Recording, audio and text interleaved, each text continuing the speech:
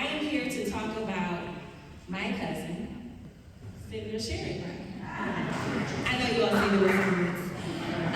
But listen, you've all heard about how amazing Senator Sherrod Brown is, how he always puts Ohio first and puts working people first. And we know that his opponent, Bernie Moreno, only puts one other person first. And that's Donald Trump. I want to remind you all of 2016, when the polls showed that we had a candidate, probably the most qualified candidate in our country's history, about to run for president, and her name was Secretary Hillary Clinton. Do y'all remember that? And the polls had shown that she all but won, and many people decided they were going to stay home. We had some folks that claimed to be Democrats voting third party in protest because of her emails. If emails were the only thing we had to worry about today. As I stand before you, I am reminded of when I woke up the next day and learned that we lost that election. And because of that, we got a man who was able to appoint not one, not two, but three Supreme Court justices who will outlive many of us in this room.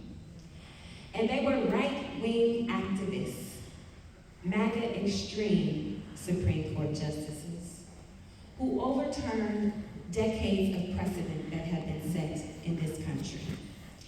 And when we say elections have consequences, it's not just a figure of speech, because that didn't happen right away. It didn't happen in 17, it didn't happen in 18, 19, 20, or even 21. But I remember June 24th, my birthday, worst gift I ever received, 2022, the Dobbs decision came down and ripped away a woman's right to make her own healthcare decisions. Now, this man has bragged about that, saying that people wanted to put this decision back in the state's hands.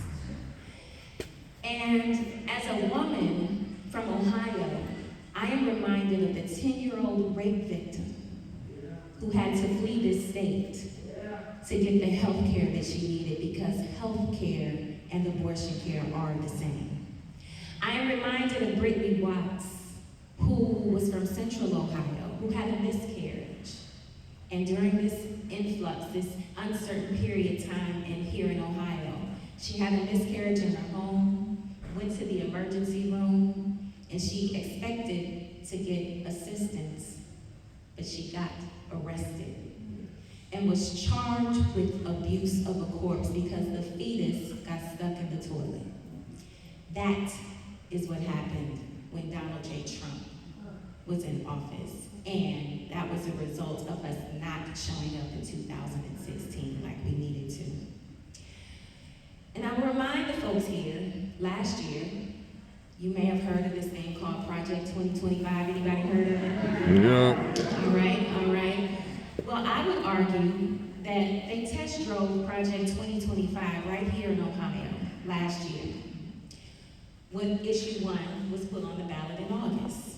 Because one of the things that Project 2025 is designed to do is to destroy our democracy. It is designed to take away the power from the people.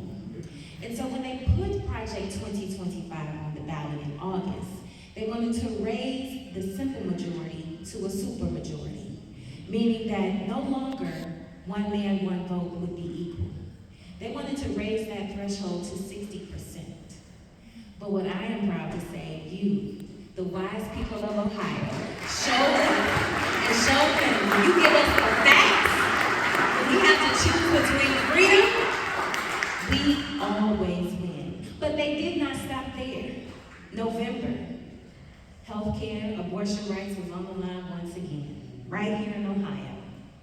They wanted to criminalize doctors for providing health care. They wanted to take away our bodily autonomy, taking away the right for us to choose how and when we should start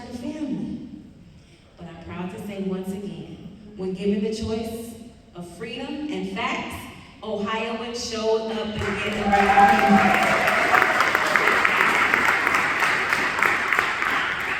And that is why it's important that we elect Senator Sherrod Brown, because he believes in women's rights to choose.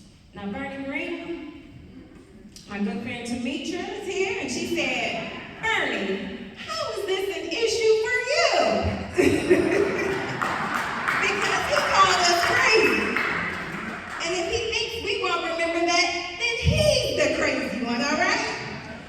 So today, I'm excited because we have a person here who really needs no introduction.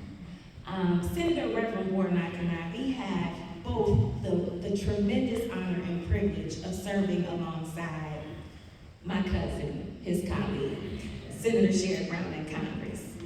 But I want to remind you all that Senator Sherrod Brown is our last line of defense for decency, honesty, and democracy in the Senate.